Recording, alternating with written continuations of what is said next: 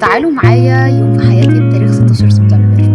في البداية عايزة أقول لكم إن أنا من زمان قوي بقالي 3 سنين فعليا كل مرة ببقى مترددة أنزل الفلوج ولا لأ رغم إني بصور كتير. اليوم ده بدأ الساعة 5 الفجر، بدأت أحضر كل حاجة والتجهيزات والتوزيعات اللي هاخدها معايا، وحبيت أكتب عبارات تكون مؤثرة في الأطفال اللي هيكونوا موجودين يومها. اليوم ده كنا بنتكلم عن رؤية مصر 2030، ودي حاجة لأول مرة أنا كنت أشرحها، ولكن لما النادي كلمني وقالوا لي إنهم محتاجيني أشرح معاهم أنا ما ترددتش، لأني عندي خلفية كويسة جدا عنها، لكن لأول مرة أشرح الموضوع ده بإمكانيات بسيطة جدا. عملت التوزيعات دي وأخدتها معايا، وحقيقي كان الكل هناك عاجبه الموضوع وعجبهم البرطمان ده، وأحكي لكم قصته في فلوجات جاية علشان بعدها عملنا حاجات كتير. طبعا أخدنا صورة كل يوم وخرجنا أنا والبنات علشان كنت واخداهم معايا ونروح المشوار الصغير. رحنا ووصلنا متأخرين كعادتنا على أغلب المشاوير.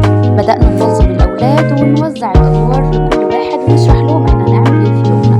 وطبعا كنت واخدة معايا أوراق وتوزيعات علشان خاطر تتوزع عليهم، غير الأوراق الصغيرة اللي أنا كنت عاملاها علشان أشرح لهم بطريقة تكون كريتيف شوية.